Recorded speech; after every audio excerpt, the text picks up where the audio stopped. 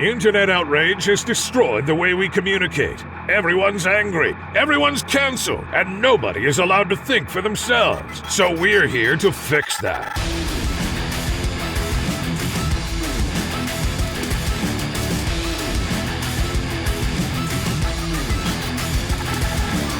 Welcome to Subtweet This.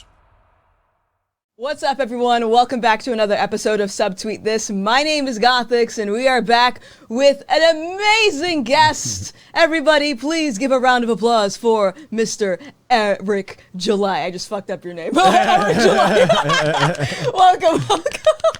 Thank y'all for having me, man. Thank you so much. Fucking Eric, man. It's Eric July. Right? Yes. Thank you so much for joining us on this, by the way. So let's just first start off. Tell everybody a little bit about yourself for those of you who don't know who Eric July, aka Young Rippa, is. Well, just a guy that decided, had a bunch of dreams and stuff and decided to try to do everything. Sometimes it's a gift, sometimes it's a curse, but just really depends on where you know me from, if you know me at all. But a lot of folks know me from the content being created on my YouTube channel. Some people know me as Young Rippa. Some people know me as an artist.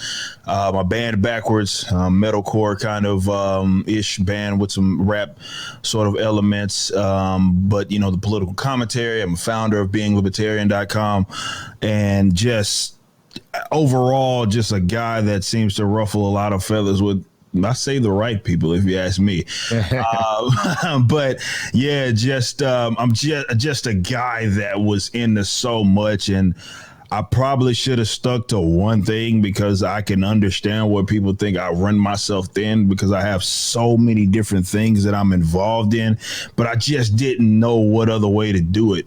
Was just like, hey, I wanted to do music. I wanted to do not only just music, I wanted to do different genres of music. I wanted to be a content creator. I'm a comic book guy, so I wanted to talk about books and I wanted to talk about politics. It's just, I wanted to do everything, so I just did it, and thank God it stuck with that particular crowd, whoever was responsive to that particular message or that type of content, because obviously I've seen a decent amount of success, way more than what I ever anticipated when I first started, my YouTube channel at 16 years of age. So yeah, that's pretty much it. And like I said, it's just been a blessing to be able to do everything, because when I do make content, no matter what it is, I'm actually happy doing it because it's something that I thoroughly enjoy.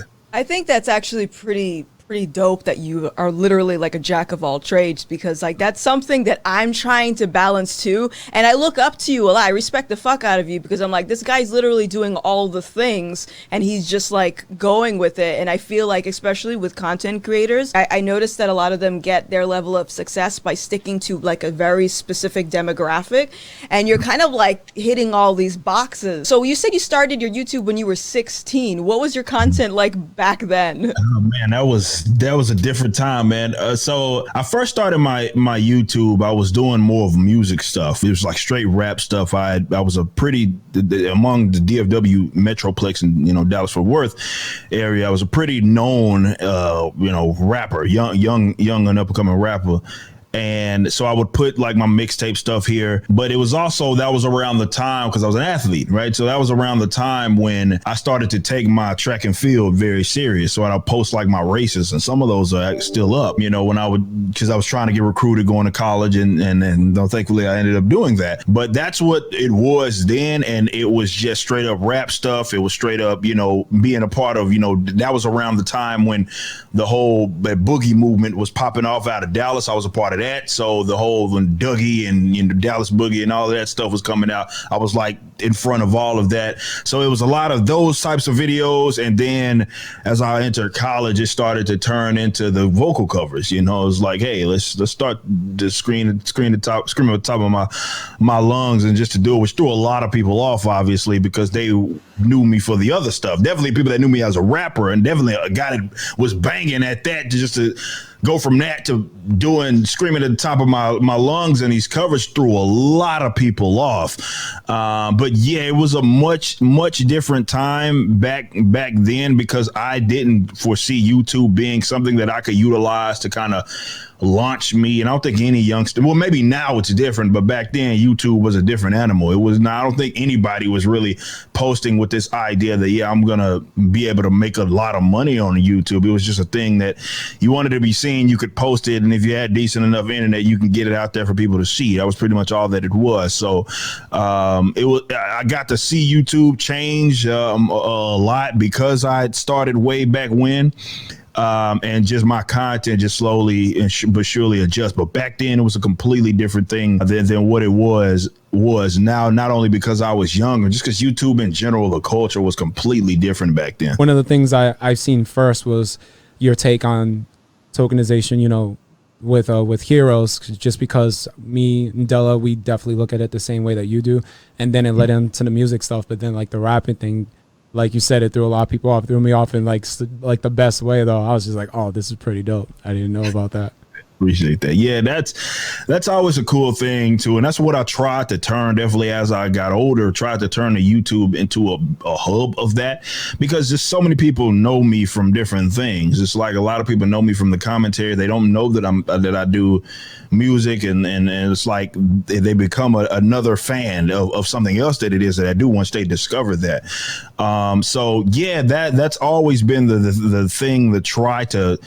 I mean, again, that's the gift and the curse part of it, because you got to try to position yourself to where, you know, you can get that in front of the audience that would be receptive to it, that would wants to hear that type of material while also enjoying the other type of material that you do. And that balance has always been something. It's something that I'm still figuring out. And when do you drop this music? When do you do this? And when do you do that? So not only that you don't throw your audience off, but also, again, you want to make sure that you get that material in front of the people who would be into that type of stuff. Like people like, oh, well, I listen to this type of music. I didn't know that you perform. I know that you're performing. I want to listen to your band. I want to listen to your solo mixtapes or anything like that. It's just one of those things that's very difficult to balance, and I'm still trying to figure that out. So you mentioned that you were a gangbanger.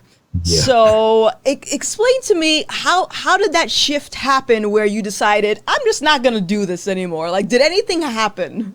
Yes, great question. Don't even get asked this a lot, but yeah. So when this was what, 17, 18 years old, and my girlfriend at the time, I was a track and field athlete, obviously, and like I mentioned earlier, and she was a basketball athlete, and we would kind of kick it after school. Like, she'd be leaving practice and I'd be going to practice. And there was this instance where some guys came up there, obviously to bang on me, right? And that was kind of the first instance where I realized that, okay, what I was doing, yes, I was a very fearless person. Like, it wasn't nothing for me to run up and 15 dudes and try to fight them all. Like, that was just the type of crazy crap that I was on. But that was like the first instance that it set in, that I was putting someone else like kind of in danger with the foolishness in terms of what I was doing. And it clicked like that. I was like, that day I was like, dude, I got to kind of chill out, because this could get someone else hurt that has nothing to do. And thankfully out of that didn't happen, but that realization kind of comes to you when all of that's happening. You see a car full of dudes, you know what time it is, and it's nothing for me. Like, I'm like, all right, I'm dropping everybody in. Like, it's whatever's gonna happen. But then you're like, wait a minute, I have someone else with me. She could get hurt, and I cared about her obviously at the time, and that was what changed, and I was still on my buffoonery, but that sent me down that path of over the course of the next years to be like, this is what I'm doing. It makes no sense. I have too much talent. I have other things that I have going for me. To be sitting here bumming doing this is nonsense. And again, I could get someone else caught in the crossfire or caught in between this, and that's something that I could not just have on my conscience. One thing for someone to come bang on me, whether it be shooting at me or come jump me or whatever, but it's another thing to have that kind of bleed into someone that you care about. And that was the realization that kind of stuck with me. And I was like, yeah. And don't get me wrong, I was still on some nutty stuff, but my attitude kind of started to change. And eventually I phased up out of that. But that was the one kind of defining moment that got me to change. That's dope. Yeah, That's good. That's crazy that you didn't start thinking about that until you saw that your actions would be affecting the others around you. And then you started thinking about, all right, no, I got all this talent, so let's go on from here. So that's admirable. That's pretty dope. Yeah, it's good that he that you were able to realize that, because some people don't.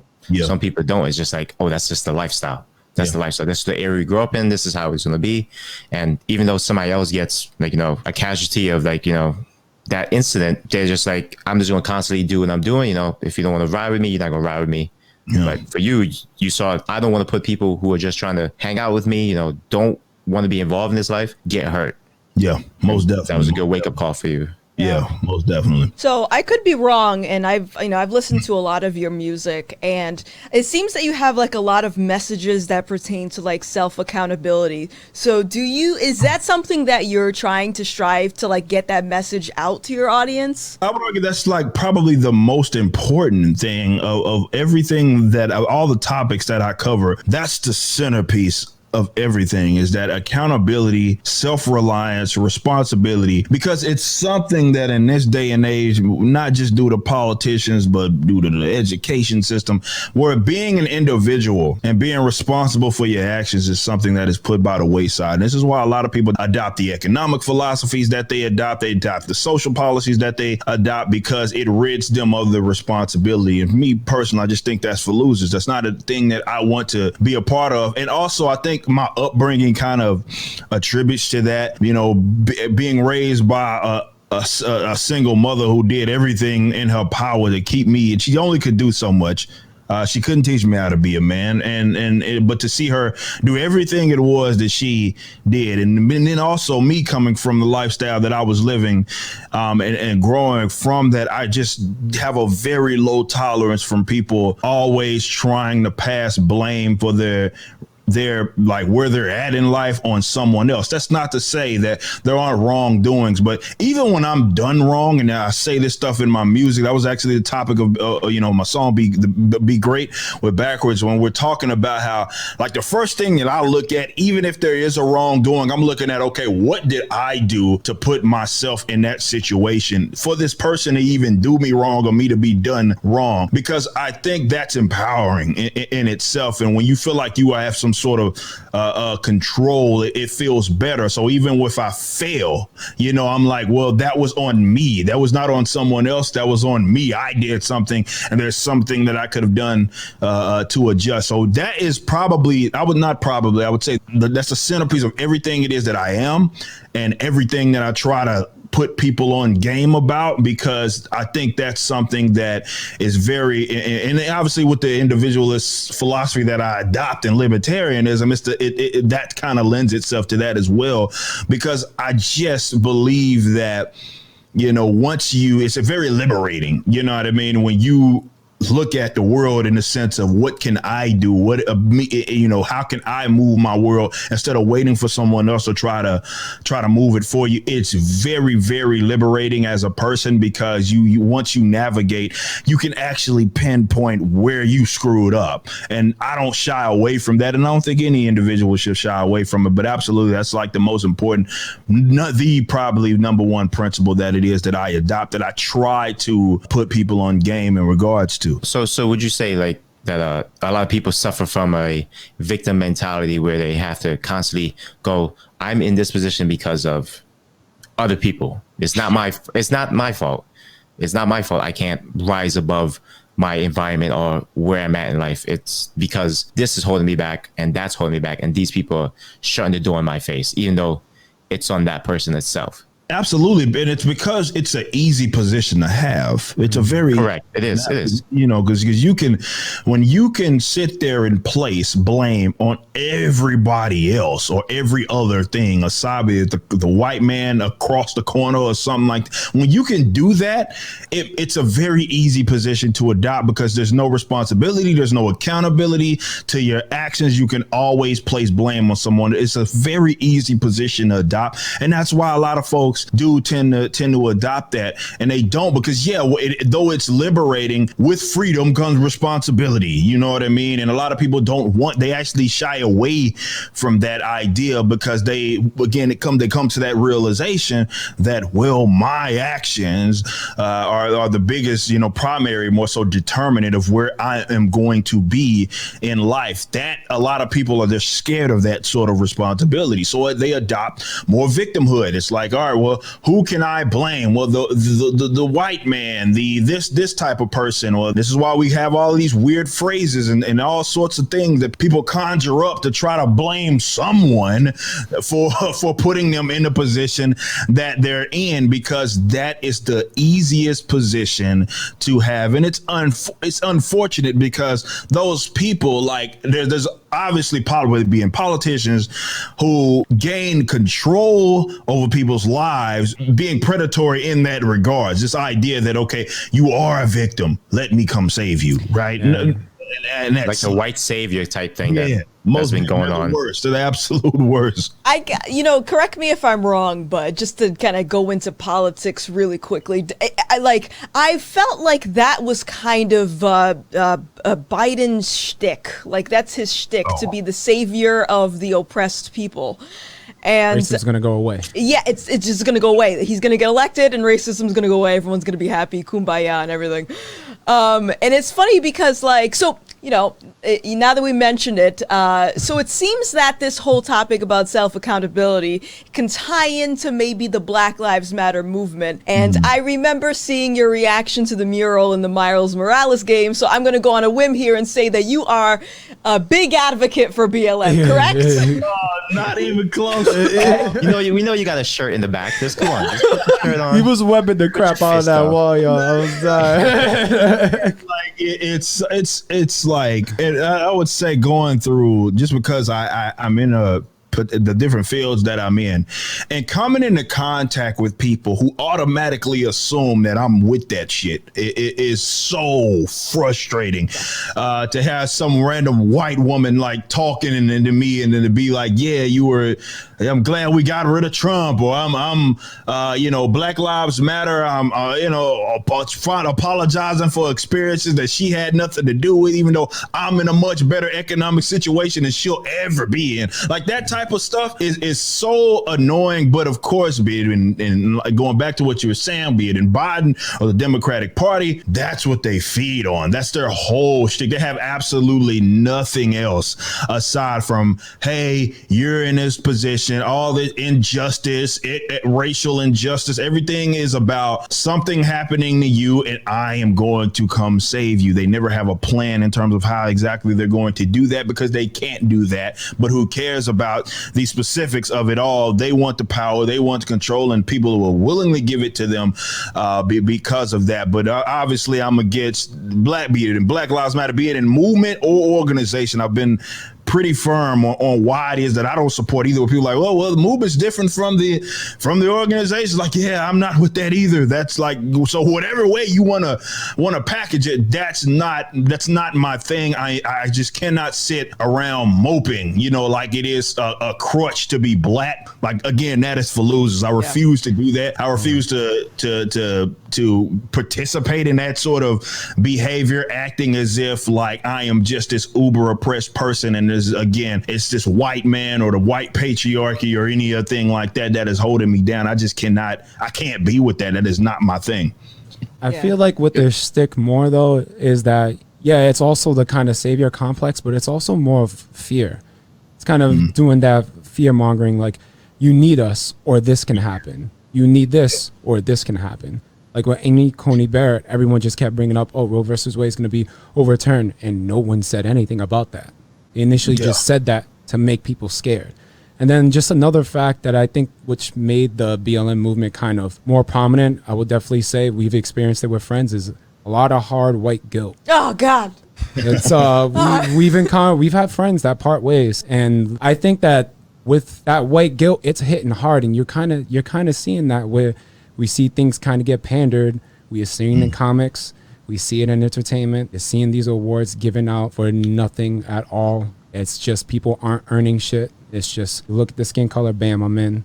You've seen it with schools just letting people in, even with lower test scores. So it's kind of affecting everything now. No, most definitely. You're 100%. It's funny how you said like, that Biden was saying like, oh, I'm gonna save you guys and everything. But it's just like, wait, what, you gonna save us from the same shit that you set up for us? Like, you're gonna save me from that law that put many people like me in jail. You're gonna save me from the laws you set up. So the Democrats are gonna save black people from the laws they put in place to fuck us. And it was funny because I remember watching one of your videos and you said the Democrats are very good at embedding themselves in modern media, like and modern social media. Like they see things and they go, okay, let's get ourselves in there. A perfect example during the debates was Kamala Harris when she was making the constant the constant faces and stuff. She was doing that because she knows social media, they're gonna make memes out of that and they're gonna eat it up. And then AOC going to get on Twitch, they infiltrate certain media to play on that. Like, and the Republicans, they kind of just say, hey, we're doing this, and that's it. Yeah.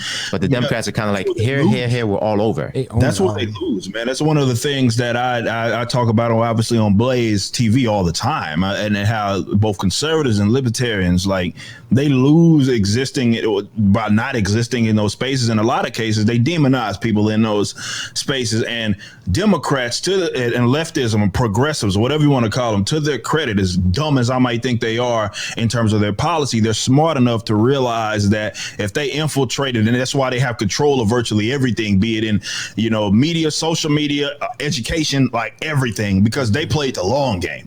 They're like, if we can get their entertainment, we can get the things that they consume, then we're going to have a lot of influence.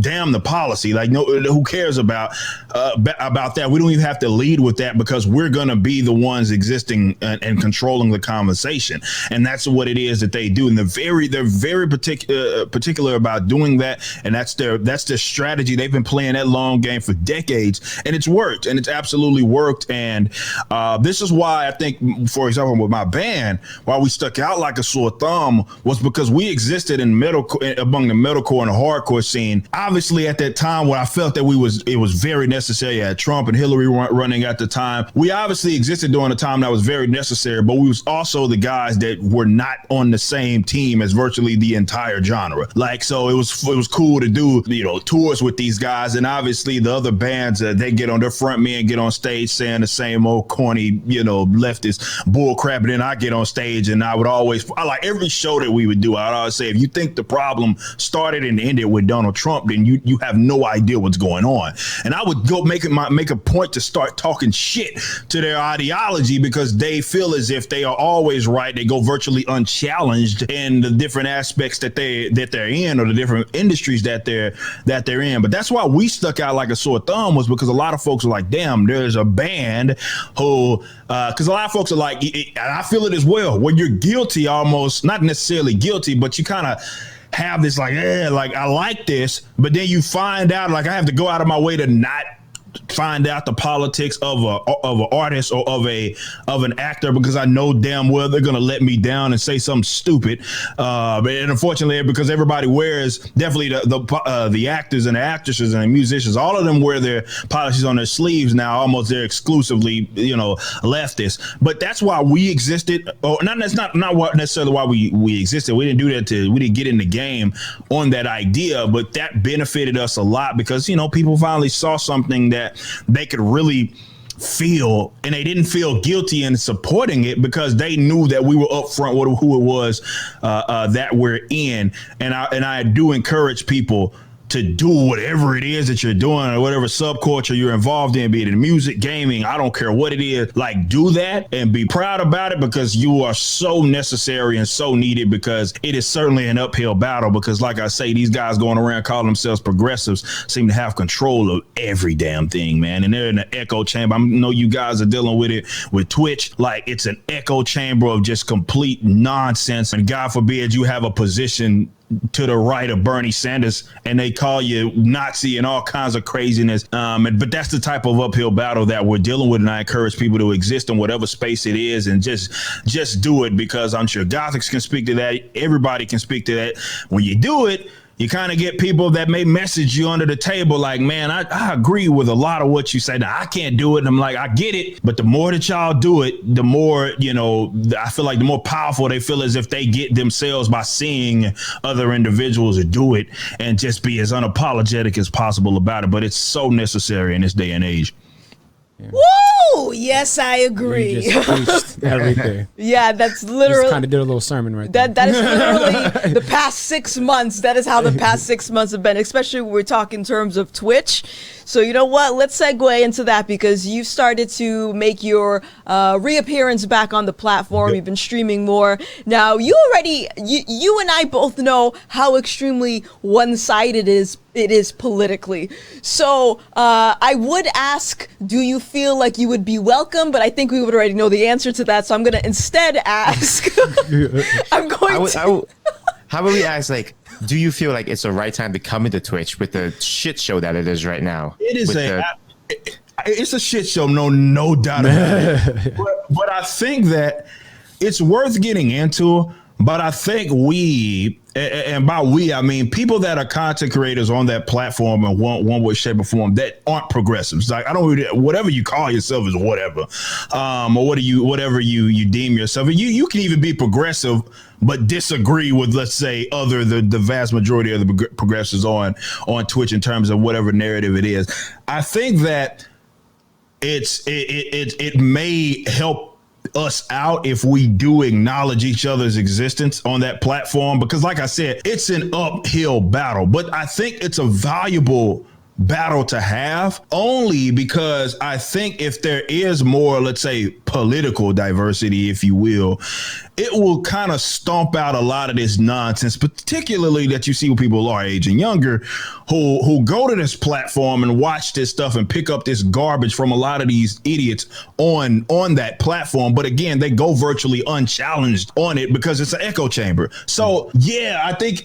it's worth getting, at least attempting to get into, but I also think that there has to be some sort of effort to like acknowledge the fact that there's other folks there. That way people don't feel so isolated in what it is that they're doing. You know, when I see Gothic streaming, for example, I try every now and then I jump in your chat to, just to say what's up, little stuff like that. I've shouted you out, before on stream and stuff, because I think that's a valuable thing right now, because I think the more people see that, the more folks become more bold to just be themselves. It's a lot of fronting on is actually a chick who, it almost sounds like I'm playing on her sexuality, but it's not. Well, she had to come out essentially as libertarian. She's a partner, a Twitch streamer that does a lot of music stuff. And she was like, she would message me and she'd be like, yeah, I'm a libertarian. I agree with a lot of what you say.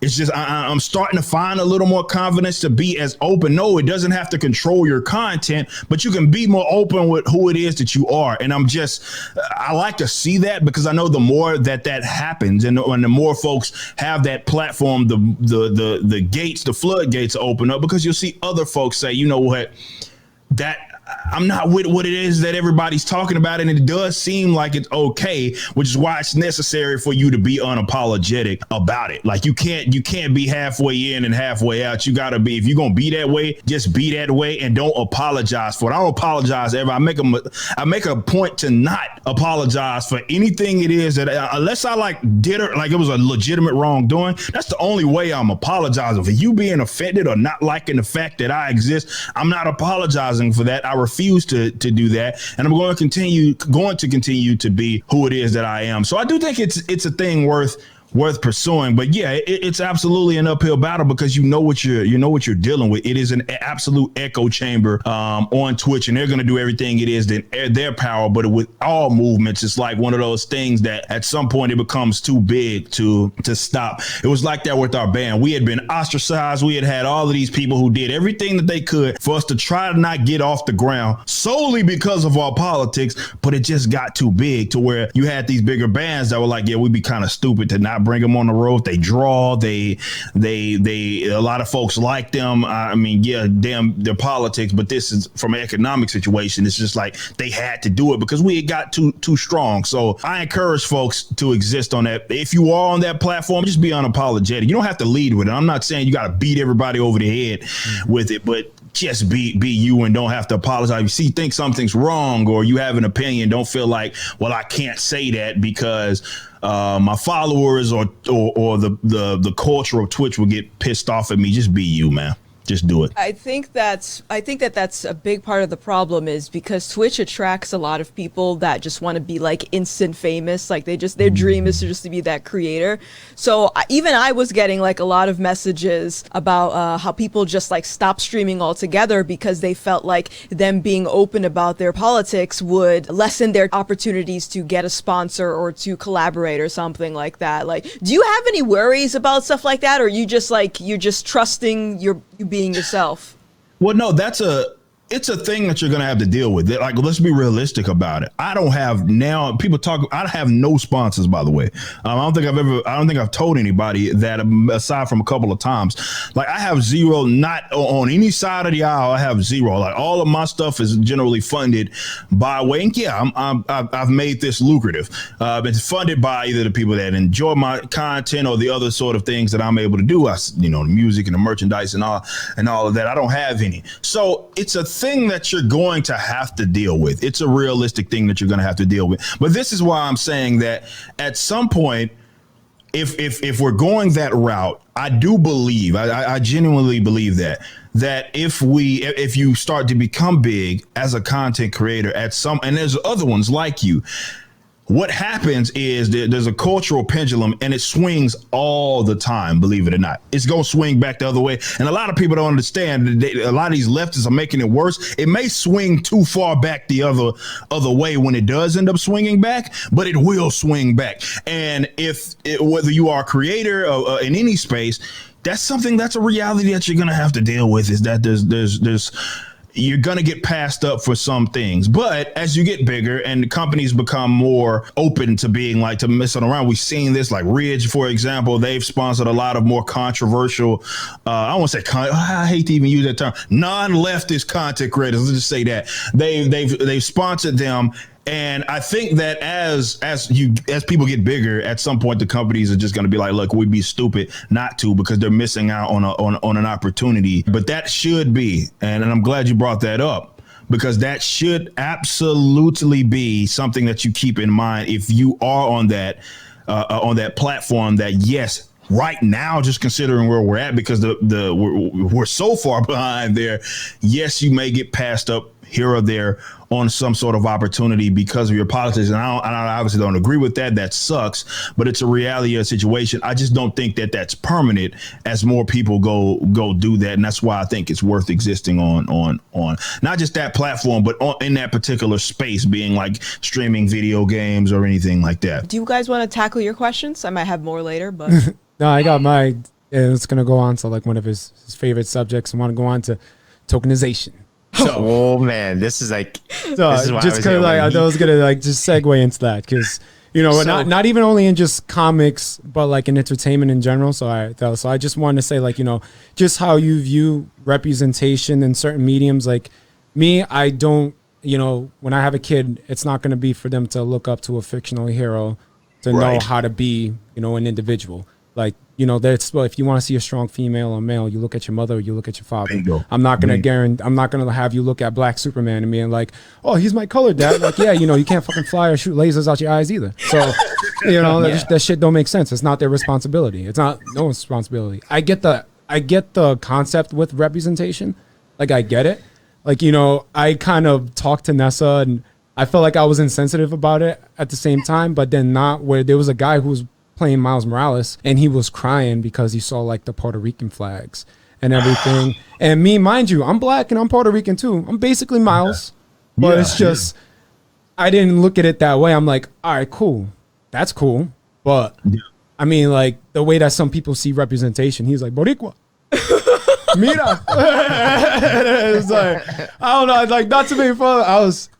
But yeah, your view on, kind of like representation and how you see it. Is it getting worse now, or does representation even matter to you? Doesn't matter to you. Yeah, all right. I know. I was all over the place. Like, what's it mean to you? Really? Right. Yeah. To me, though, no. In terms of how they deem it, like, no, because there's other ways to relate to an individual, to a particular character, to a narrative in ways that have absolutely nothing to do with your color, your skin tone, your ethnic background, your gender, your sexuality. And I hate that these folks that claim is all of diversity or representation, and they limit all these individuals to a lot of times things that you absolutely cannot control. I was born black. Like, this ain't anything that I worked for. Yeah. I came out of my mom's womb with dark skin. That's just how it worked. So there's nothing like, there's nothing to be congratulating me about. I don't need to particularly see that. And I talk about this all the time.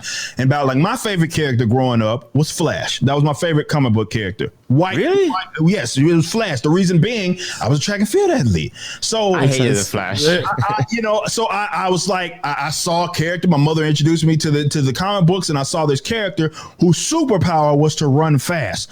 As a kid that was always fast, and I was killing these kids on field day back in first, second, and third grade. I thought Flash was cold. Then as I got older, Batman became. I couldn't be even further from Batman in terms of his race and wealth. I couldn't even be anything further, but I relate to him or relate to how that character is, as he had this, obviously growing up. That was my father kind of got out of the picture around the same age that Bruce's father was out of the picture, albeit his was killed and mine wasn't, but that was a way that I thought was fairly cool, and how, despite working with other people, he had this sort of individualistic, approach to his crime fighting and his own personal responsibility to try to clean up Gotham. That was something that I related to and I thought was cool. Now, let them tell it. I can't like Batman, or I can't like Flash, or I can't find any enjoyment out of that because he's a different color. And that's bullcrap. And I actually want to talk about toxicity. I think it's a toxic thing for people to limit folks to their identity, often things that they cannot control. It's like, what are you saying? There's only thing that there is to me is that I'm black, and you can just throw some bone at me and then, I feel good about myself. First of all, that's not your responsibility, as you mentioned, and it was never going to be your responsibility. But that's what this whole representation thing has become. It's a way that a lot of writers, a lot of actors and actresses kind of crown themselves as people. We're seeing this with the chick that's playing, but she can't shut up enough. The chick that's playing the black Batwoman, and what she feels like it's her responsibility as a black person, or a person of color who's also bisexual, and for her to do this, and that she's talked nothing about the character itself, and she's always led. You can go listen to everything that she's been saying on the campaign trail, if you will, about this upcoming Batwoman, and it's all leading to that, because they feel like they have this responsibility, this very egotistical approach that it's on them to try to raise your kids or raise other people, and it's not. It's not. And like you said, when I have kids, that's certainly something that I want to instill to them, like being a father, mother being a mother. And that's, if you are to look up to someone as an example, that's who you look up to, not some character. But that's this whole representation thing. The reason I find it a gimmick is because they limit it to your identity, when there's absolutely ways that you can relate to other individuals that have nothing to do with that, have nothing to do with that. And I hate that they try to limit black people. They try to limit whether it be gay people, bisexual people, women. They try to limit basically anybody that's non-white straight male. They try to limit it to that, and that's often why the stories are trash. I always say how when it comes to white straight characters, male characters, there's no social ill to fall back on. So the writers are forced to be creative. They have to be. There's nothing else that they can fall back on. Not with black characters. Like for forever, it's been the case where, well, as a black character, what Let's have these predictable narratives. No, the black character can't just be black and also be a lawyer. That can't happen. He has to be black and he has to struggle with being black. And it's all these predictable narratives because they don't know what they're doing and they have to always emphasize that. And that's why the stories often suffer because of it. So the representation thing is a gimmick in itself, but it's also killing the art and entertainment as it becomes more and more of a focal point with writers and creators. I wouldn't even call them creators. Really, they just piggyback off of established characters that they didn't create at all to try to make some sort of social justice point. And the art is absolutely suffering because of it. It's funny that you mentioned that, like with how with black characters, they have to make it like, oh, he's struggling with being black. I remember this is like maybe like early 2000s, maybe like 2015, when the main writer for Luke Cage, it was predominantly a black guy, but then it switched to a white guy, and people were like, he better do this fucking right because he could fuck up Luke Cage's story. Because Luke Cage's story, like, again, he's a hero of Harlem, but he never really struggled with being a black superhero. Right. It was just like, this is my domain, and he fucked around with like 1 or 2 white superheroes and messed with Avengers and did this thing with Jessica Jones. But at the end of the day, he wasn't saying that like, oh, woe is me. He never had discrimination. But then it was like the dialogue and the writing of the character, what people were afraid of. You didn't hear about that in the news. You wouldn't hear about that in the news. It was just amongst fellow comic book nerds, like, yo, they switched it to a white guy. Is he going to be good? Is he going to be bad? We don't know. And it happened, and it kind of worked out. I'm not 100% sure, but it worked out. And then I know somebody else took over. The same thing, talking about representation. I remember way back, there was the first gay marriage in Marvel. There's 2 Marvel, I think it was two X-Men, they got married, and it was in the newspaper. Nobody remembers that. Early, you even have the Young Avengers, Wiccan and Hulkin, they were both gay. No one talks about them. No one talks about them. And you hear like these new heroes coming out, it's like, oh, our first gay superheroes. Like, no, we had gay superheroes. We had multiple gay superheroes, but you guys weren't trying to hear that. You guys didn't really fucking care. The Black Panther comic came out multiple times. They had black writers and artists, and they failed. Because you know why? The people who were bigging it up, like, yo, Black Panther, blah blah, you weren't buying the comics. The Falcon comic, when they redid the Falcon comic when he was Captain America, he gave up the shield. He was like, I'm not Captain America, I'm fucking Falcon. Had his own stand-up comic, and he was about his life. He's like, I'm being myself. The comic failed because no one was buying it. All these comics where they have like these a lot of people scream they want diversity, representation in comics. They're already there. It's there, but when they go, okay, let's just make it more about this one character, it's like, okay, we got it. We're not gonna watch it now. We're not gonna either read it, buy it, or watch shows. There's a lot of shows that were on the what was it on Channel 9? UPN? Was it UPN back in the days? I think that was back when I was coming up. UPN. They had shows with lead black female characters, gay characters, a bunch. But you know what? No one fucking watched it. You cried about one of things, and when you got it, you didn't fucking watch it. Because it was dog shit. And then they want to go on cloud chase off of established white characters and then being like, oh shit, we made it. It's just like, no. And then people get mad at that too. It's just like, oh, you're just being anti-black. It's like, no, I want a Batman. Sorry. Like, it's just make another character. I mean, there's a black character within this universe. Like, you gave us a black Batman, and his name is he's named after the fucking plane. Are you fucking serious? Like, give me like, I really hate like this, I get like, it's like you said it's like a mantle that, it's mantle characters, but then we have so many black characters that's no one talking about. Give me a fucking movie, an Icon, Brother Voodoo, the Blue Marvel, fucking remake Meteor Man. Bring back Meteor Man. We're getting back Blade now. We're getting back Blade. Give me a Vixen movie. Give me a movie about Vixen. Like, I'm saying these characters, I'm pretty sure nobody knows. Give me another Spawn movie. Spawn is coming back. Good. Let's get more Spawn. Like, we have black characters, but when you tokenize them, as I'm taking one of your words, you say the normies are happy with it. That's what they push for, right? Yeah, we got it. Yeah, they think they got an accomplishment because, well, this character that everybody knows has historically been white is now black or something like that, and they champion, they clap it up. And the characters that have existed in the comic books, like there's no shortage of, definitely when you get with Marvel and you talk about the X-Men, there's no shortage of non-white straight characters. There's no shortage. Definitely since the 80s, you know, Claremont days going into the New Mutants, like there's been no shortage of there's been Asian mutants, black mutants. There's been so many of these different characters, and yet instead of, I got Bishop back there, you know, it's like they got Forge.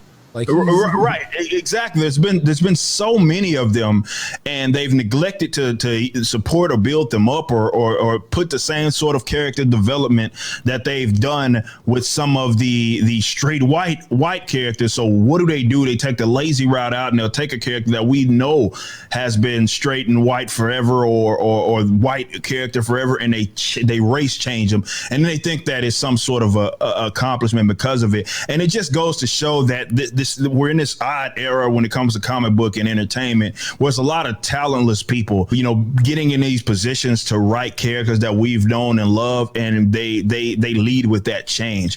Like this whole bogus is, I hate when I hear people talk about this subject and they act like, well, this actor or actress is filling this role because maybe she was the best person for a job. Like it completely, it's a mindless point, because you know, generally when they cast people, they're very specific in the type of person that they want. So generally what happens is they go out of their way to do that. They say, well, we know that we wanted to make this character black, so we're only really looking for black folks. So, you know, Black Canary is going to be in the Birds of Prey. You don't take my word for anything. Go look it up for yourself. When they were looking to cast her, they were trying to find someone that was biracial to play her, knowing that had never been the character, which is hilarious to me. It's funny you brought up Vixen, which is hilarious to me because a lot of, from a visual standpoint, definitely when she was wearing, like in the Birds of Prey movie, Jussie Smollett, she's like, she looked like Vixen. Looked like Vixen, yeah. Right? So it's like, wow, what a way to crap, you know, try to bite off of a historically black character after tokenizing a historically white character. It's so needless, and it just really goes to show how talentless they are, and they expect to be credited for that, which is what I hate. It's like, yeah, look at me, you know, I made this character black. I'm the champion of black, you know, rights or what have you. And it's just it's so corny. And again, the reason why it sucks so much is because the art suffers because of it. Like it makes for bad art because you know that's what they are leading with first. It's what social statement can we make first, then we'll worry about the story. That's kind of how it works, and it just makes for bad art. Always does. It's kind of like with Captain Marvel. I'm sorry we're staying on this, but like with Captain Marvel, they had it for years. She was Miss Marvel, and she got her powers from Marvel as a Kree. But but that whole thing was too toxic. Like, why did she have to get her power from a man? Wait, the power has always been inside of her. Yeah. She's always had the power. And look, she has a Kree sister. Look at her Kree sister now. One of the worst retcons, like. And if you see there's different comics, like there's so many art styles of her, and it's annoying. There's like one art style that you don't know, like she looks non-binary. Like I don't know if she's a male or female. She let some chick was it Claire? I can't remember her name, and she looks like, you know, Jay from, you know, Jay and Silent. Oh, I think I saw that. Oh yeah, yo, that was scary looking. It's so bad. What are they doing? Now this new DC run. You know, listen, as much as I hate the Flash is one of those characters that DC could say, you know what, go back in time and fix everything. Because with this new DC run, you got a new speedster with Kid Quick, who's black and was it black and non-binary? Yeah, non-binary. Okay. If the comic doesn't work, you know what they're gonna do? Of course. Come on, Flash, go run your ass back in time and fix everything. That's what they did in New 52. New 52 sucked. Turn Asian. Flash, be good. Go do some wild shit. That's what they do. But it's so annoying that like these new writers and artists take over things, and they're not really, like you said, they're taking established characters and retconning them to fit an agenda Yep. It's funny that you mentioned that because with Marvel, like Marvel did, remember when they did the all new, all different stuff, which was like basically where DC is about to do with this future state stuff. It's like when DC has an opportunity to pass them up, it's like DC says, yeah, we're going to make the same damn mistakes that they made, 5 years ago. So let's just run our characters into the ground. Because I don't know who the hell is asking for this future state stuff where literally every character is like a different race of a classically white character. None of them are original or anything like that. It's just such a lazy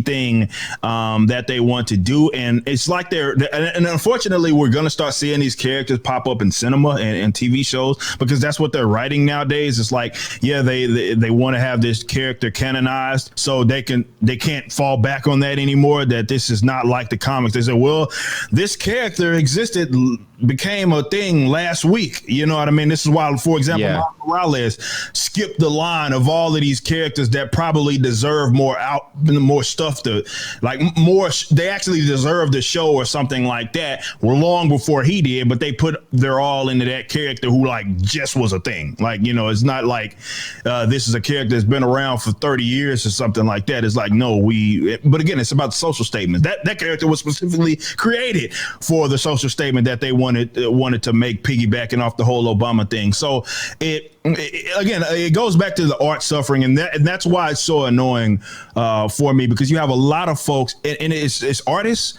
It's no matter what you read a book for. I'm a guy that's more of a storyline guy, but there's guys in the books for the artwork. There's a lot of weirdos getting positions that they should not be in, that they're probably diversity hires, to be completely honest, but they're like, there's no reason why, whatever his name, Ta-Nehisi Coates, why in the hell is he writing Black Panther? There is no evidence of this guy having ever liked a comic book ever in his life. All we know is that he was paraded around on the doing all the social commentary and all of that sort of stuff. And now what do you know? He's writing Black Panther and Captain America. Like, he just comes out of nowhere, but we know why they instilled him and put him in that position, though he didn't deserve it. Like, straight up, like, there's so many other guys. I'm good friends with Kevin, who created Blue Marvel. Like, that's my guy. And to hear some of the stuff, and why hasn't he got a recent story or anything? You don't hear about Kevin's doing his own stuff, but it's not like he wouldn't write if they brought him on to do it. But no, they don't bring a guy like that who has evidence of him knowing what he's doing.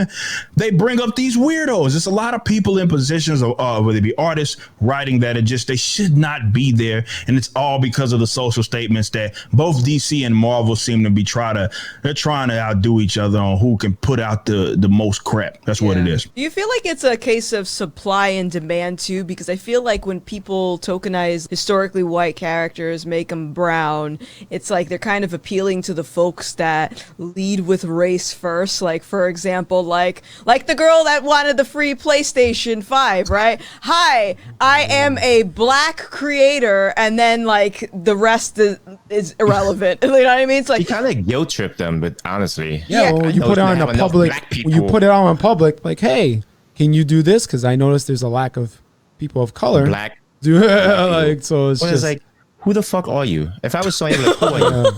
Who the fuck are you?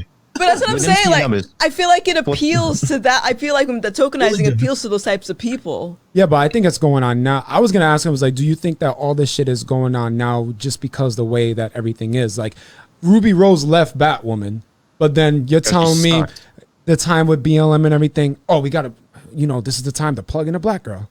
I think that we're seeing it more now because of timing. Yeah, because of the time of post George Floyd, where everybody and their mama just became a social activist, and it was all about Black lives and blah blah blah. So you're gonna see more and more of it because of the times. And you bring up a good point, and the thing that I always bring up is that these are, they're trying to obviously appeal to that particular crowd, and they think that it will make it lucrative. That's the only reason why they're doing it. They're not doing it because of any other reason. They think that they can appeal, and they think it makes it lucrative. But really, that stuff only works in film and TV show, and quite often it doesn't work there either.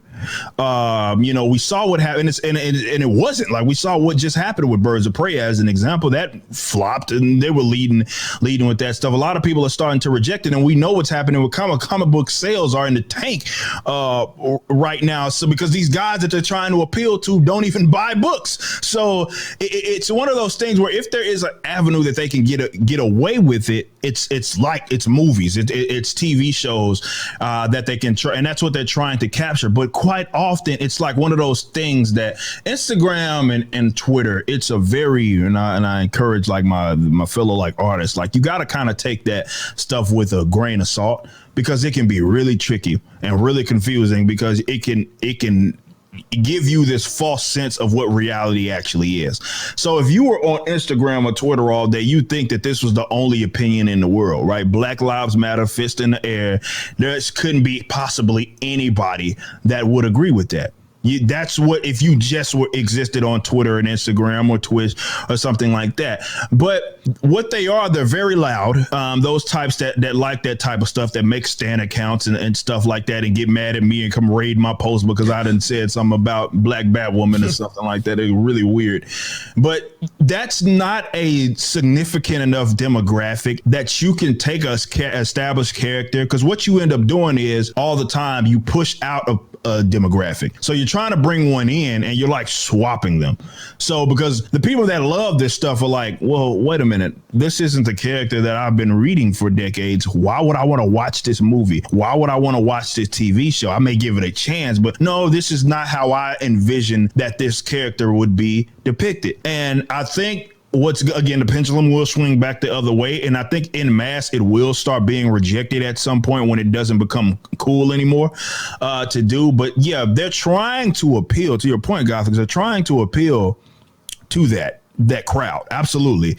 But I just don't see how people can be in a round table and be so clueless to think that, yeah, that's the only opinion that possibly exists, and we're going to alienate a complete side of our audience by trying to appeal to this particular audience that is very inconsistent. And just because they make stan accounts and cosplay our characters does not mean that they buy our products or watch our shows. So it's a weird phenomena that a lot of people are going that route, and they're gonna die on that hill. But I don't think it's lucrative for the long run. Absolutely. Definitely when it comes to comic book characters. I mean, look, it is what it is. Comic books have their established demographic. I'm there every Wednesday, and it ain't these weirdos that I see on Instagram or Twitter that's there buying books. It's just regular people. You know what I mean? So if that's the route they want to go, their sales are going to continue to suffer until they wake up and understand what's going on. But that's what they're trying to do. They're just trying to appeal to that demographic that is very inconsistent. That's what I figured was going to happen, because that was going to be my next question. Like, how does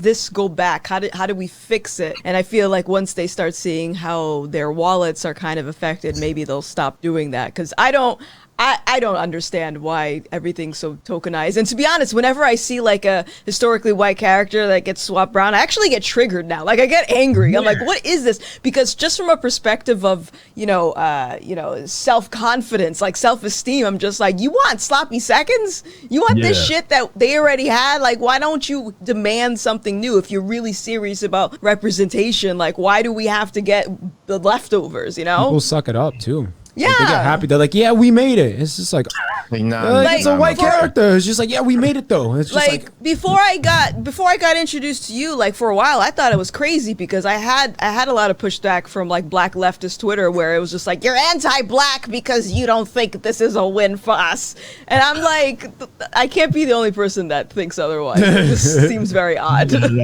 No, now you used to get that all the time, and like when there'll be a tokenized character, and I'd obviously express my positions on it, and I get rated by these weirdos who say like, you should be proud, like this black actress got this position. It's like, why should what? First of all, I don't know her. She don't know me. I know, right? Why should I be proud? Like, what? This isn't no victory for me. Like, you know what I'm saying? Like, I like this character now. I don't like. Obviously, they're bringing in this tokenized version. I don't want to see that. Like, what victory was this for me? But it goes back to what we were talking about earlier on in the show, and that you know, it's an esteem thing. It's a responsibility thing. It's like people want to try to piggyback off of someone else's stuff. God forbid they have their own stuff. But I will say this, though. I think that it is creating a market of people that exist.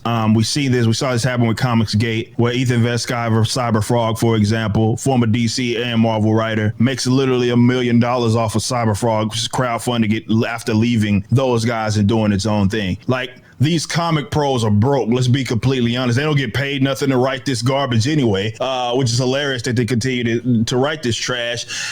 What it's doing is creating and it's with that with content creators as well, like where it's refreshing almost to see something that's not that trash, right? So when they see someone that's, that's going, it's not even going against the grain. It's just being who it is that they are and making content that may be to the contrary of the filth that's being put out. But a lot of people are a lot more ripe for that right now more than ever because they can't get away from it. So this is a problem. And it looks, doom and gloom if you look at it from the perspective that this is getting worse. But I do think that there's light at the end of the tunnel for creators in any space to simply exist, you know what I mean? And not do that garbage. And they may see some success because people are ripe for that. And there's a lot of people that I feel like I get enough messages and I've seen enough increase in support to know that there's a lot of folks that are tired of this bullcrap, man. And it's just going to keep ever increasing. So as long as they continue to run these characters into the absolute ground. Seeing you talk, like discovering you gave us hope. You're I was just like, who's we ain't this guy? going up. This ain't the fucking Twilight Zone. I mean, it still feels like it in a way, but it's. But the real question is, how many times per week are you referred to as a coon? That's at least a twice a day kind of thing. That's a minimum of twice a day kind of thing. And it's so funny because they have absolutely no, they get frustrated at me not getting frustrated because that's their like trump card, for lack of better terms. Bam, cool. Like, that's the only thing that they can say. God forbid you had a position that they didn't have. Bam, cool. They think that that's oh man, he's done ended my life by playing that card. And I'm like, dude, you're not saying anything. And I'd be damned if I'm gonna listen to someone that's like fawning over tokenized characters to sit there and call me a coon trying to accept sloppy seconds from white folk. I'd be damned. Like, if that's what I'm trying to hear anything that person is saying. But that's a 2 times a day minimum process of folks just bombarding me with coon, house Negro, or whatever other kind of terms that they can throw out to suggest that you are somehow lesser than black person because the fact that you have an opinion. And that's the insulting part of it. If there is an insulting part, is that they feel as if your positions, like I know you talk about it before, that identity politics, something that you just hate, Gothics. And I'm right there with you because it's like to limit someone's political positions or social positions on their race, like it's the corniest thing possible. It's like, dude, what do you mean? Like, it's this hive mind kind of thinking where you're not an individual, you are part of a race, or it's more of a cult. Let them have anything to say about it, where you got to pledge allegiance to these different sort of ideas if you are to be a legitimate black person, as if the blackness just, and I'm a dark-skinned brother at that, so it's like as if the melanin just is leaving my skin.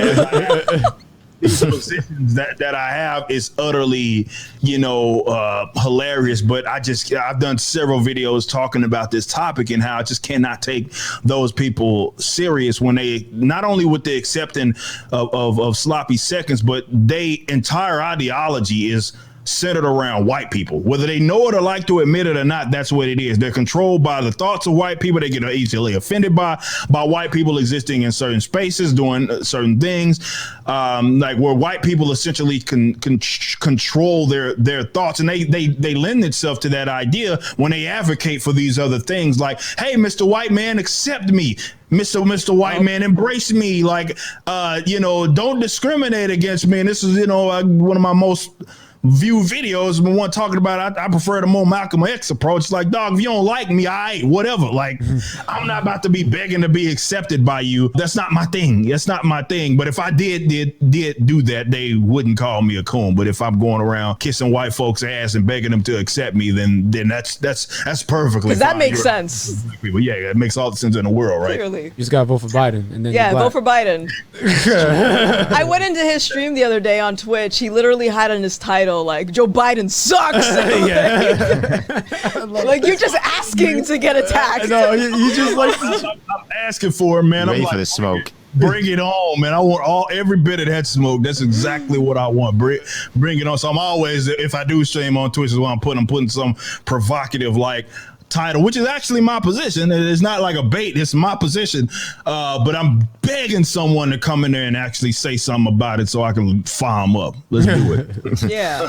I got one thing because shit. So you recently got blocked by Batista. Oh yeah. Wait, Batista? Oh, how Yes, the fuck did I miss that? Yeah. You got blocked by him because you asked a simple question to respond, and your question was simple: is this satire? And it was an instant block. Yep.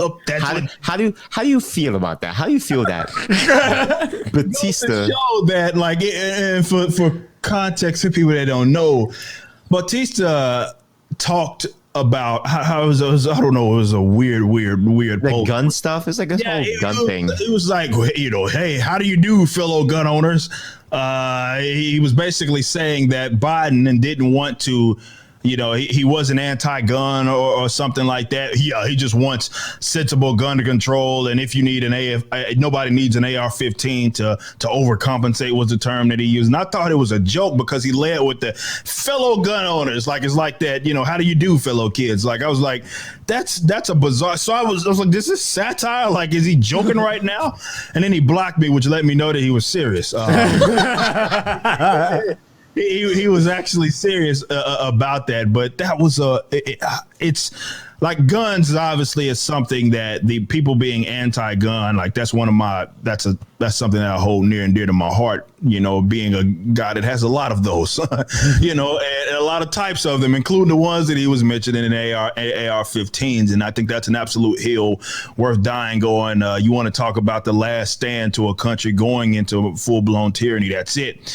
So once that goes out the window, they can do whatever it is that they want.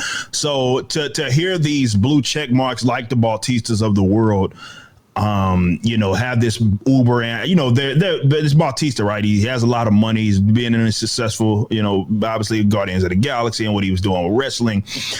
He probably has a lot of guys that he could pay to secure him. A lot of us don't have that luxury. So when I hear them, it's something that you want to talk triggers me.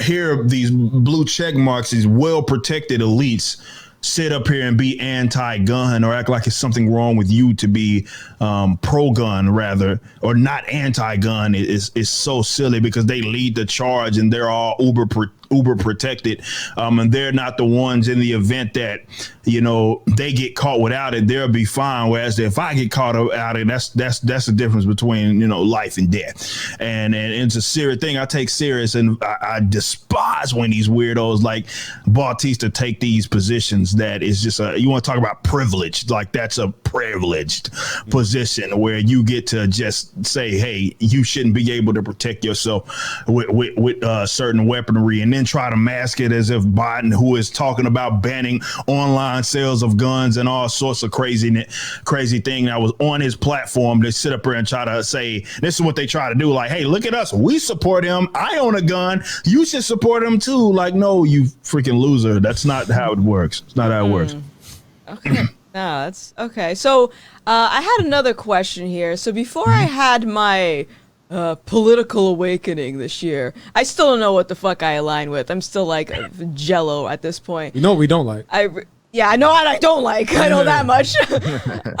So before I had that moment and when COVID started, I was one of those people freaking out. Like I was bugging. I was like, we're all gonna die. So I literally went like and bought like oxygen in a can. Like I was like, let's get all rations. Like, yo, don't judge me. Wait, you really? I didn't know you bought oxygen. Yes, I bought oxygen in a can because they made me think I was gonna like die of suffocating. Like, you know what?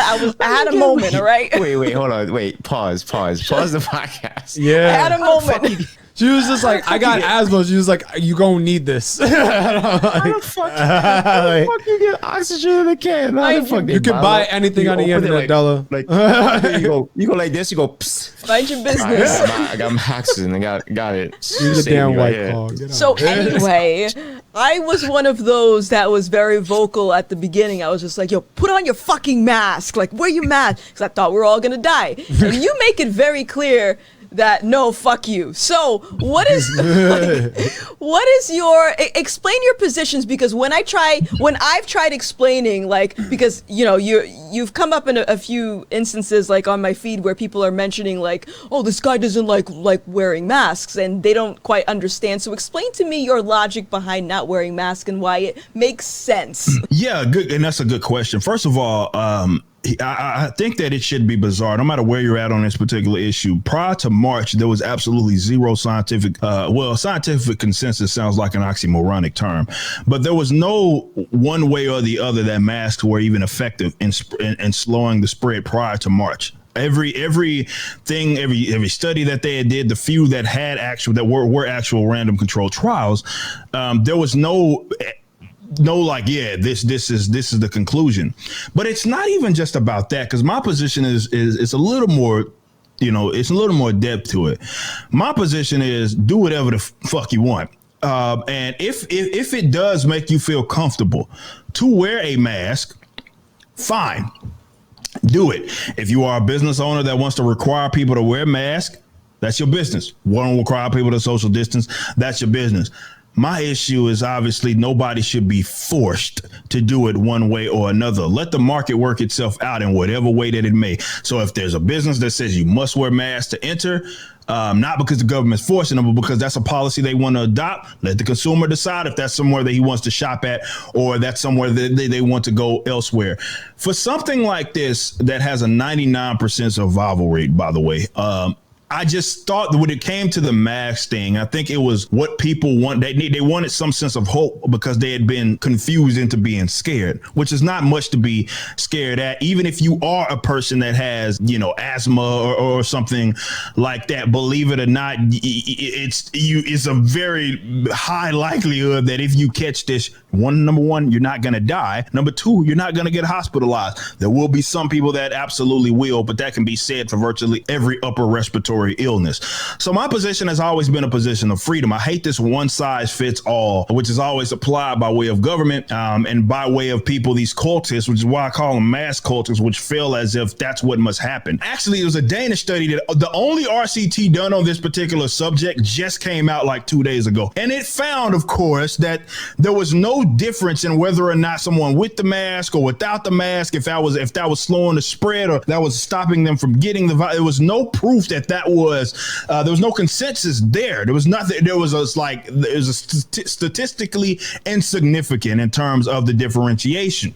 So when you have it's not even just the science in terms of the studies, but look, guys, let's be realistic about this situation, right? We didn't do this with any other upper respiratory illness that killed people. We didn't do it with tuberculosis. We didn't do it, which has killed like literally millions of people with tuberculosis. We didn't do this obviously with influenza, despite it having a vaccine. We didn't do this with, the OG SARS, if you will, H1N1, swine flu. Like, we never did any of this. What we are doing right now is unprecedented, and it's not because the virus itself is unprecedented. It's because of the reaction.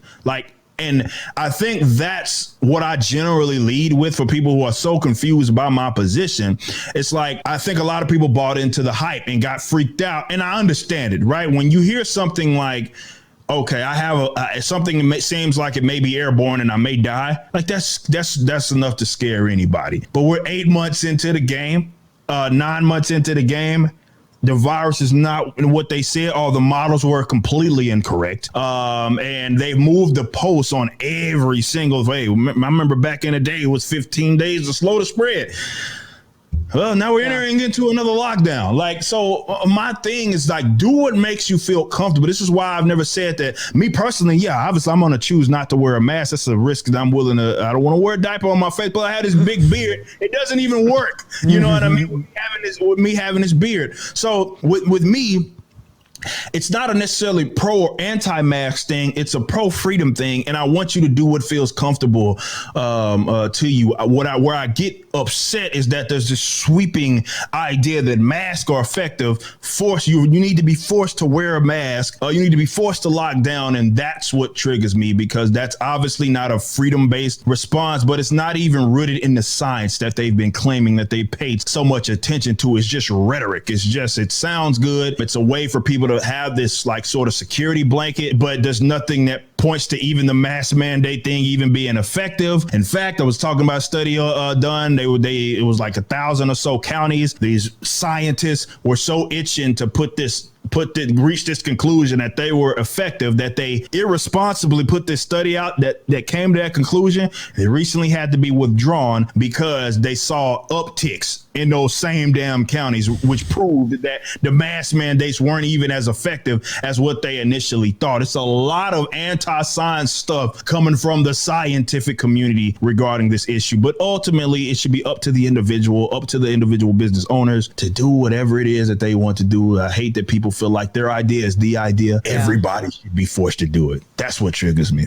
That's what I figured your position was, because like now I'm kind of at that same position where it's just like I'm at the point where I even just forget to put on a mask. Like I'm about to walk in, I'm like, oh fuck, gotta put this on. Like I'm just over it. And then also like seeing how people are like very aggressive about trying to make sure everybody wears masks. Like a month ago, I was waiting in line at the dispensary. This is a place you go to buy marijuana, the happiest place on earth.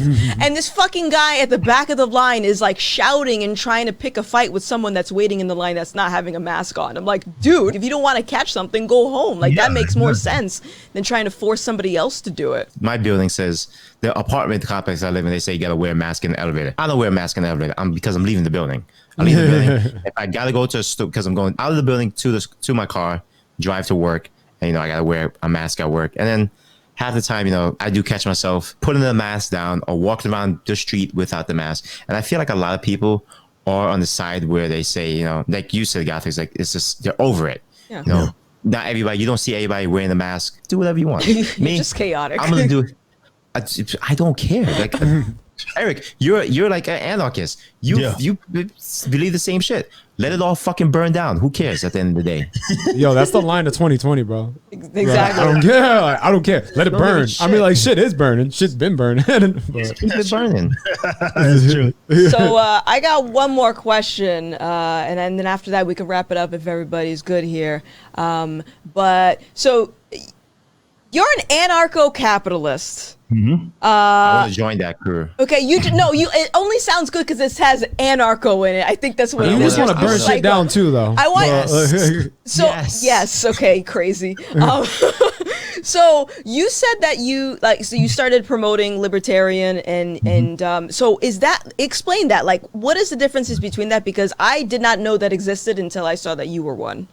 Yeah, well, so libertarianism obviously is a philosophy, and what libertarianism, like anarcho-capitalist or anarcho-capitalism, I generally just explain it in like that it's libertarianism to the logical conclusion. But how it generally actually is that every ANCAP, anarcho-capitalist, is a libertarian, but not all libertarians are ANCAPs, right? Because some and I would argue maybe most libertarians are more minarchists, meaning that they believe that a state should exist. It just should only be in charge of like the court systems, security, and that, like, national defense and stuff like that. And that's it. That's where most libertarians are. Whereas the anarcho-capitalist is like, well, we accept that the market is best suited to handle everything else. Why would we stop at at the court system? Why can't those be privatized, as well? That's more so what the anarcho-capitalists, come. So it's libertarianism. It's just we don't make exceptions for when we find that the market is best suited to handle a problem. That's all. That's the only difference is between it. So again, like, this is why, they're interchangeable as far as I'm concerned. You hear me say I'm a libertarian, you hear I say I'm an anarcho-capitalist. They're the same thing. Well, not the same thing. It's more of a, like, obviously it embodies all of that. In libertarianism, that tent has, of course, anarcho-capitalism under it. And if for a history lesson, the only reason why in America's sense, modern libertarianism is called libertarianism and not generally associated with leftism like it had been historically is because of an anarcho-capitalist and Murray Rothbard, who, wrote the libertarian manifestos and all of that. He was the one that kind of hijacked the term from leftists, and this is why in the modern sense now it's more associated with capitalism and free markets and those ideas because of an anarcho-capitalist. So that's really all that it is. We just don't make exceptions for the state, which is what we feel like minarchists do. But I don't find I'm not gonna lie, there's a sector of anarcho-capitalists that find minarchists as enemies. I don't. That's not my guy. That's not my thing. Hell, the guys that have introduced me to libertarianism is not an anarchist. Like Dr. Walter E. Williams, he's not an anarcho-capitalist. He's more of a minarchist libertarian. So Thomas Sowell's of the world are more of minarchist libertarians. They're not like anarcho-capitalists, but they got me to go down that sort of rabbit hole.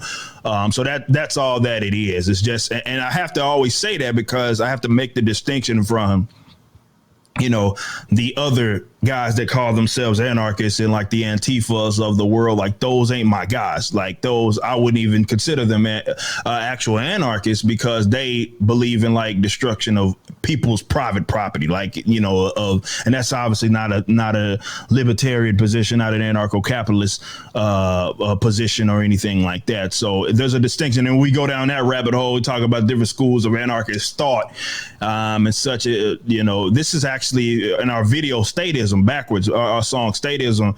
When you see us wear all those colors, like we had those hoodies were all in striped color. I had the black and gold one, which obviously is anarcho-capitalism, but you saw some had a black and gray one. That's agorism. There's another school of like sort of anarchist thought. You had mutualism. Someone had a black and orange hoodie. That's and a blue one, which was transhumanism. And you had a black and white one, which was anarcho-passivism. So we had all those different sort of anarchist schools of thoughts kind of in that video for that reason. I don't think a lot of people caught that, but that's why we were doing that.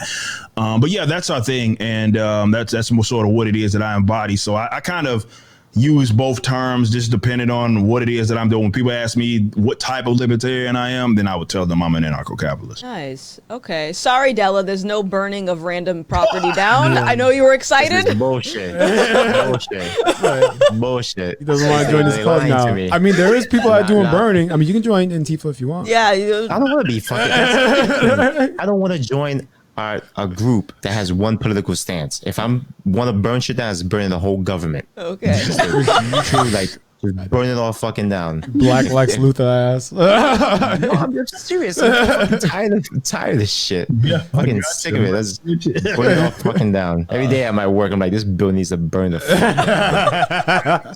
Shit. I don't know if you heard about this recent story, Eric, but I know you're very vocal how the Black Lives Matter movement is just it's around now. Then after the whole election is going to start, it's just a ghost. It's a ghost. So perfect example with this most recent killing that happened last week Friday. 2 black men gunned down in the car by 2 white officers. No news coverage as big as with the other shootings. No riots, no protests. No BLM. Well, yeah, I mean, the BLM movement has been one of it's been, and this is why the Democrats have been so accepting of them, because they're the youthful idiots of their wing, right? They're like the guys that get for free, essentially, they get to promote them and do campaigning for them without getting any money. They're getting the crap end of the stick, certainly in that deal. But that's how it always was. And this is how, like, it's a movement centered around, and it's attached. I don't care what people try to make it seem as if it's not attached to the political wing or the progressive wing and Democrats. Yes, it is. It always has been. It always has been that movement is inherently tied to that, and they move when they're told to move. So if there is an instance when something like that happens, if they weren't told to go protest or do whatever it is, make some noise, then they don't do it. It isn't until they get their marching orders when they do that. And you're going to see that stuff start calming down. Definitely, if it does remain that Joe Biden is to be president, because they don't want that to be associated with him. That's how it always was definitely through this year. That's what it was. It was a useful tool to try to demonize Trump supporters, Republicans in general. And that's how it was. That's why so many politicians and so many government officials latched on to that movement, because they were like, man, we could use these guys to make some noise on our behalf. And that's what they did. That's what they did. So if they're not told to move, then they won't move. It never was a movement even centered around actual caring about, black life or anything like that. The slogan is just which is like the anti-fascist thing. It's one of those things where they think that the slogan kind of rids them of one being hypocrite and adopting the positions that they claim that the other side is adopting, particularly in the anti-fascist. But it's one of those things like, how could you be against Black Lives Matter? Do you not care about black lives? It's the same thing with how could you be against Antifa? Like, they're anti-fascist. Aren't you against fascism? It's just a bait and switch. And it's what they do is they have their little title, their little slogans, and then they try to act as if that's all that it embodies, when people that have been paying attention know that it's not. That's not what it is. But if they get their marching orders, they'll start marching. But until then, sorry. They have to march to the beat of the drum of the leader. Somebody has to go. Bingo. And that's when they do it. Then it's like every single time, that's how it's worked. It's like because you hear about these instances that happen elsewhere, you'd be like, okay, you think they'd be marching for that? No, they weren't. Well, they weren't told to. Right. They weren't told. The leaders of their movement didn't say, hey, go do that thing that you guys have been doing. That's not what they had been told. So that's why it's such a controlled movement. And you've seen people that were even a part of this movement start to detach themselves from it because of that. It's like it's a very corporate movement. The fact that these guys have acted as if they were the revolutionaries, when seemingly I can't get away. I can't even play a damn video game without seeing Black Lives Matter. You know what I mean? Like, they have the most corporate movement, it's a corporate slogan. It's completely controlled, and if they don't get their marching orders, then they won't march.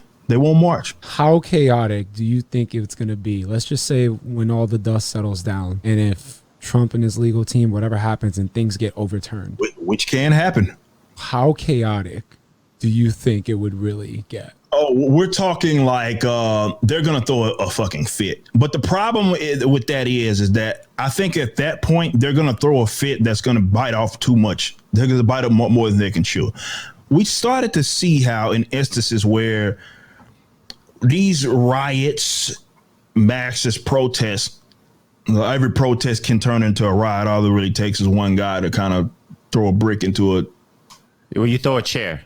If you throw a chair, a fight breaks out. Then it's no longer a peaceful protest. But it would get crazy. But the reason why I don't know, I was going to say I fear for that. I think at that point it would probably cross into like outside of the inner city, like maybe going into suburbia at that point. That's not going to end well. Yeah. And I think people actually need to understand that. So, and that's the thing that I fear from that, which is a very realistic thing that can happen. I'm not saying that it will, but if you've been following the paper trail, like there's a reason why it doesn't seem cemented. You know what I mean? It's because it's not. And they have their legal team all over this. And this is a very realistic thing that we could enter an era where maybe he gets overturned, or at least minimum it's a wash. So if that happens, they're going to go off because they're going to then feel like they were screwed out of the election. And that's the unfortunately, because Democrats have authorized and excused their bad behavior, they're going to be encouraged to do that. But I think at that point, it will get so crazy that it may start crossing into areas where they think they're taking it to the enemy. And it's going to end up bad, like as in bad. And it's a reason why I'm like, please, don't riot. But if you riot, especially, don't take it. Don't think like you taking it to the suburbs is something that you want to do, because a lot of y'all are going to get killed. Like seriously, like not even joking. Like that's where how crazy it can get. And they're going to get the bad end of that, because this suburbia just wants to be left alone. Right. When you start itching in and getting closer to there and getting too close to home because you feel like you're owed this or you're mad at this and you're mad at that, you know, that's a problem. Like I live in a suburb. I don't live in the hood no more. I live in the suburbs now. If it come out here, like I know everybody over here strapped to the fucking gills. Like it's, everybody. Like it's going to be very, very bad if they were to take it like here, even when we had protests, I live in Frisco, north of Dallas. And when we had our first protest, everybody was on high alert. They only kept it obviously on the main street that kind of goes through the city. But that was it. And thankfully that was all that it took. That's all that happened, because if it goes there, it's one thing to do it in the city, right downtown. That's one thing. But if you bring it to the suburbs, or God forbid you actually went to like damn, rural areas, it's going to be some people that get hurt. And I don't want that to happen. I want to be clear. I do not want that to happen. But I do believe that if the election if it somehow ends up and that Trump wins, it's going to get so chaotic. And I do think that's when we start to see, unfortunately, folks getting too wild, man. And I think some people are going to get either killed or severely hurt with caps up their asses because they done took it to the suburbs, which is always a no. They should have never did that. I would looking in retrospect, I can't imagine aligning myself with that side anymore, because it would just be exhausting to always be angry all the time. Yeah. And that's their thing. So I don't. It's not that. I mean, I'm always angry about something, so it's not that exhausting. But to know what's exhausting is they constantly fight with somebody on the internet. Yeah. That's exhausting. Yeah. That's exhausting.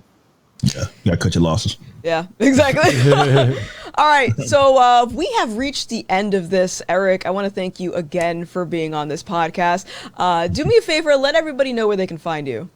Find me at Twitter, of course, Eric D. July. That's also the Instagram thing that I'm never posting on, or you can just visit ericdjuly.com if you want to know everything about me. You can get in, you can get links to the band and everything, the show, For Canon's Sake podcast, all of that stuff. Just go to ericdjuly.com and it has everything there. And again, I appreciate all of you guys for having me on. And yeah, you want to do it again, just give me a holler. I'm there. All right. All right. Well, right. Me and Saul will call you. Yeah, they just want to talk comics. That's it. I'm the gamer. We definitely want to geek out again. Let's do it. All right. Hey, everyone, don't forget to hit that subscribe button, and we will see you in the next episode. See you later. Peace. Bye.